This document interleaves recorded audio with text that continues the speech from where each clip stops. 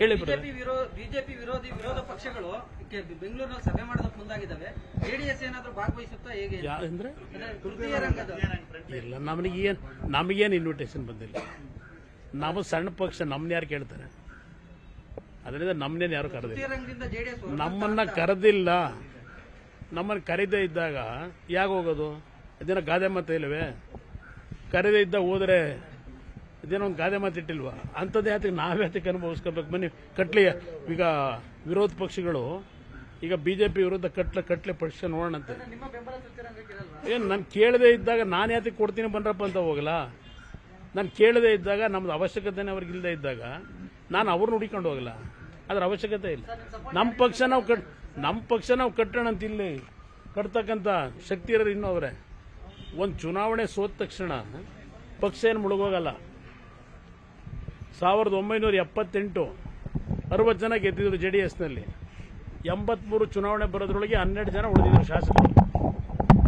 ಸರ್ಕಾರ ಬರಲೇ ಇಲ್ವಾ 83ರಲ್ಲಿ? 89 2 ಸೀಟ್ ಗೆದ್ದಿದ್ದು. 94 ಮುಖ್ಯಮಂತ್ರಿನೂ ಆದರೂ ಪ್ರಧಾನಮಂತ್ರಿನೂ ಆಗಲಿಲ್ವಾ? ಈ ಪಕ್ಷಕ್ಕೆ ಇತಿಹಾಸ ಇದೆ. ಅದರಿಂದ ಈ ಪಕ್ಷ ಅಷ್ಟು ಸುಲಭವಾಗಿ ಜಗ್ತಕ್ಕಂಥ ಪಕ್ಷ ಅಲ್ಲ. ಇದು ದುಡಿಮೆ ಮಾಡಲಿಕ್ಕೆ ತಯಾರಾಗಿರ್ತಕ್ಕಂಥ ಲಕ್ಷಾಂತರ ಕಾರ್ಯಕರ್ತರಿದ್ದಾರೆ. ಅವರ ದುಡಿಮೆನ ಯಾವ ರೀತಿ ಉಪಯೋಗ ಮಾಡಬೇಕು? ಯಾಕೆಂದರೆ ಚಕ್ರ ತಿರುಗ್ತಾ ಇರ್ತದೆ. ಈ ಸರ್ಕಾರದ್ದು ಮುಗೀತು, ಎಕ್ಸ್ಟ್ರೀಮಿಗೆ ಬಂದಾಯಿತು. ಈಗಾಗಲೇ ಶುರುವಾಗಿದೆ ಈ ಸರ್ಕಾರದ್ದು. ಜನಗಳಲ್ಲಿ ಚರ್ಚೆ ಪ್ರಾರಂಭ ಆಗಿದೆ. ಸ್ವಲ್ಪ ದಿವಸ ಕಾಯೋಣ, ಎಲ್ಲಿಗೆ ಹೋಗೋದು ನೋಡೋಣ. ಸರ್, ಈಗ ಕೊನೆಯದಾಗಿ ಸರ್ ಹೇಳಿ.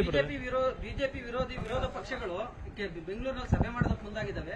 ಜೆಡಿಎಸ್ ಏನಾದರೂ ಭಾಗವಹಿಸುತ್ತಾ ಹೇಗೆ ಅಂದ್ರೆ ತೃತೀಯ ರಂಗದ ಇಲ್ಲ, ನಮಗೇನು ಇನ್ವಿಟೇಷನ್ ಬಂದಿಲ್ಲ. ನಾವು ಸಣ್ಣ ಪಕ್ಷ, ನಮ್ಮನ್ನ ಯಾರು ಕೇಳ್ತಾರೆ?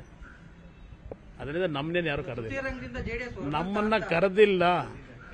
ನಮ್ಮನ್ನು ಕರೀದೇ ಇದ್ದಾಗ ಯಾಕೆ ಹೋಗೋದು? ಇದೇನೋ ಗಾದೆ ಮಾತು ಇಲ್ಲವೇ? ಕರೀದೇ ಇದ್ದ ಹೋದ್ರೆ ಇದೇನೋ ಒಂದು ಗಾದೆ ಮಾತು ಇಟ್ಟಿಲ್ವಾ? ಅಂಥದ್ದು ಯಾತಕ್ಕೆ ನಾವ್ಯಾತಕ್ಕೆ ಅನುಭವಿಸ್ಕೋಬೇಕು? ಬನ್ನಿ ಕಟ್ಲಿ. ಈಗ ವಿರೋಧ ಪಕ್ಷಗಳು ಈಗ ಬಿಜೆಪಿ ವಿರುದ್ಧ ಕಟ್ಲೆ ಪಕ್ಷ ನೋಡೋಣಂತೆ. ನಿಮ್ಮ ಬೆಂಬಲ ತೃತೀಯ ರಂಗಕ್ಕೆ ಇರಲ್ವಾ? ಏನು ನಾನು ಕೇಳದೇ ಇದ್ದಾಗ ನಾನು ಯಾತಕ್ಕೆ ಕೊಡ್ತೀನಿ ಬನ್ರಪ್ಪ ಅಂತ ಹೋಗಲ್ಲ?